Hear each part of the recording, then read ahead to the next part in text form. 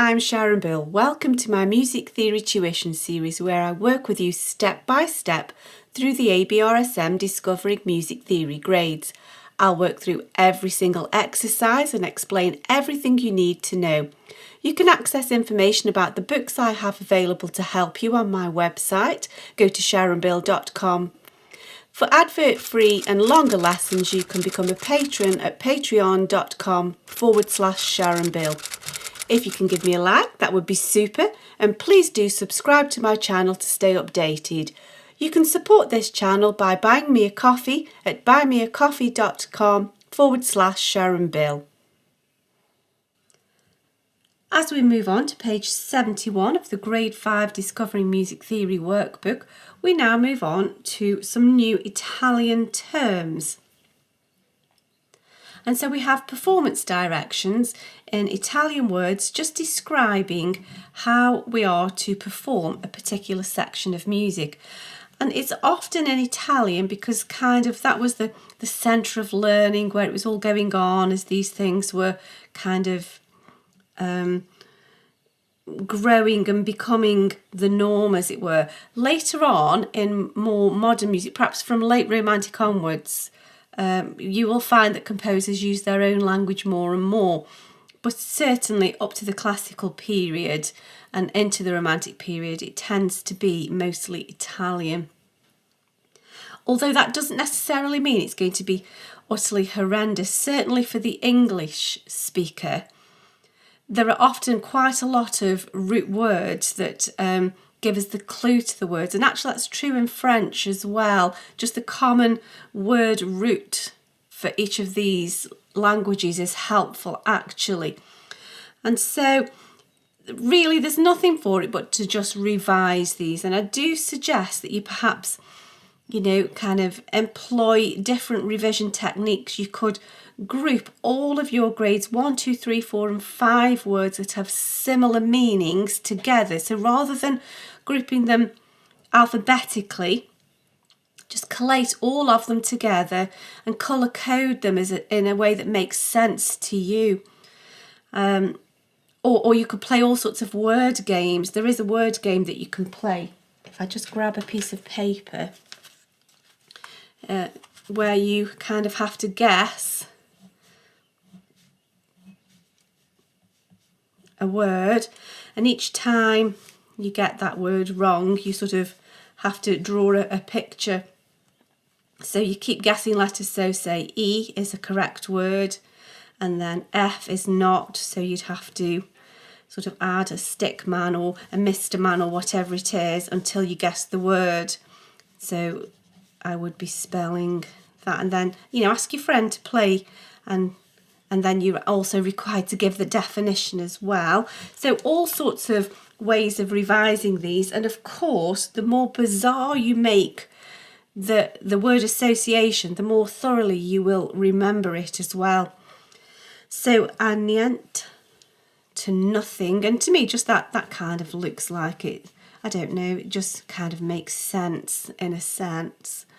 Morendo, you can see that sort of morbid l'amour dying away. Like this one perhaps is less obvious, so you'd have to come up with something just to help. Rinforzando, I guess you can see like rinf, rienf, that helps.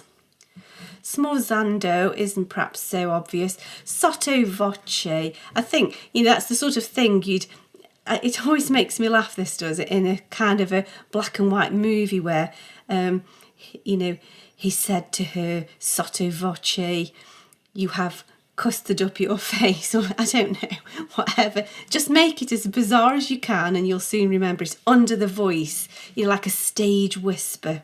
Sotto Voce. Now here, largo, this largo was in grade 1, which meant slowly. Now we have a bit more subtlety going on, and largamente is broadly. It's just giving it a little bit more of an expansive meaning. Perhaps cantando again isn't so far away, because in grade 1 we had cantabile, and I always remember cantabile, and like I say the word and I sort of sing it in a great operatic tone. I perhaps won't demonstrate it here, but we can see that cant, and a cantata is a sung piece of music as well, so we can see the root word there. Here, now con dolor, that if we notice later we've got doloroso, which is sorrowful, con with grief, dolor, and there's a kind of a colloquial saying here that if you're feeling fed up, you're in the doldrums, and so I can see that doldrum, grief, sorrowful there, so that might be helpful to you. Con spirito, well, there's not too much of a stretch to see that it's with spirit. And again, sonoro, you know, it's resonant, sonorous, you know, we can see the root words there. Very often we said, oh, just go ad lib, make it up, off you go, at choice. You know, if you're busking at lib, you're at choice, however you like it. So that's not so bad. Attacca means going straight on to the next part of the music, and it just makes me think of like a charge, like attack, go, yay, attack, off we go. Yeah, so that's that for me. And quasi means like, as if, resembling. There's nothing for it but to just do a little bit of revision. And so we have a challenge at the bottom of the page to perhaps revisit some older words, see what you can remember. So perhaps I'll just do a little bit of a mashup, but by all means, you make your own list, do your own revision. There's nothing for it but to just kind of dig in and sort of roll your sleeves up and get to grips with all of these different terms. So I'll give you a few. So let's say, give the meaning of Doloroso. Let's do a mashup of a few. So we'll have dolce e cantabile. Some from quite a few grades ago there. Let's try vivace, ma, non, troppo. So there's quite a few words to deal with there. What about pesante, sempre, maestoso. Spelled that right, yep. So a few words there. Let's do a few more. So we have affettuoso, rubato, diminuendo,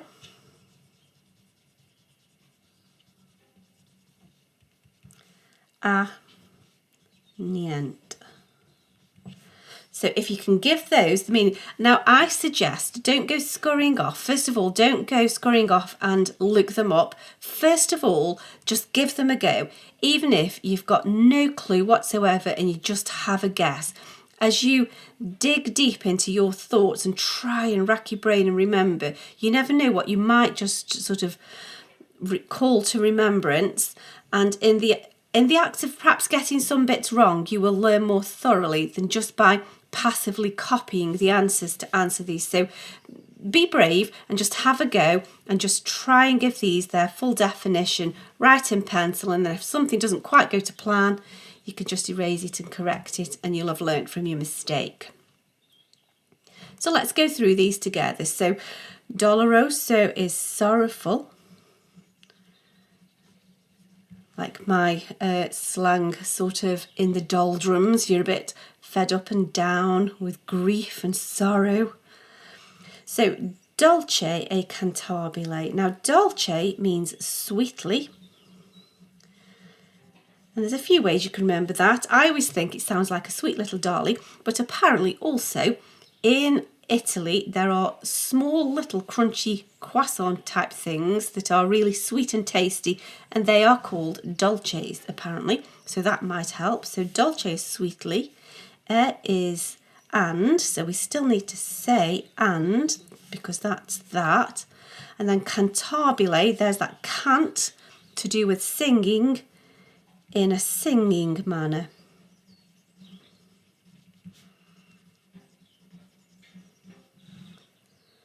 Now, moving on, vivace is lively. Ma is but. Non troppo is not too much. So lively, but not too much altogether. Now, pesante is heavy. So we're really getting into the nuance and subtleties of performance here. And then sempre is always. And maestoso is majestic. Bit of a strange mashup of terms there. I'm not sure a composer would put those together. I don't know, maybe not. Why not? So, affettuoso is tenderly.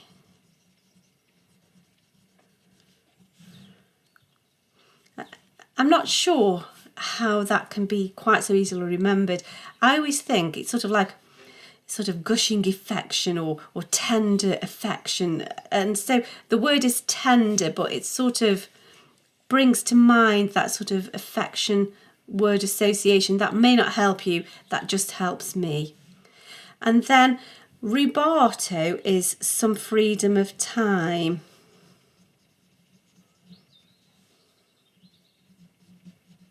We can pull the timing around a little bit. We can kind of stretch bits out and speed things up a little bit just to give it some artistic freedom. And so you could perhaps just make it more understandable by saying with. So diminuendo, that one perhaps doesn't need much to help us to remember it. We're diminishing the sound. It's gradually getting quieter, in fact so much so that it's going to nothing. So there's lots to revise there, but that's a good start. I hope this is helpful to your studies. Please do like and subscribe to stay updated. If you'd like to support this channel, you can buy me a coffee, and for advert-free lessons you can become a patron. Do visit my website where you'll find many resources available to help you. Visit sharonbill.com. Thanks for watching. Bye.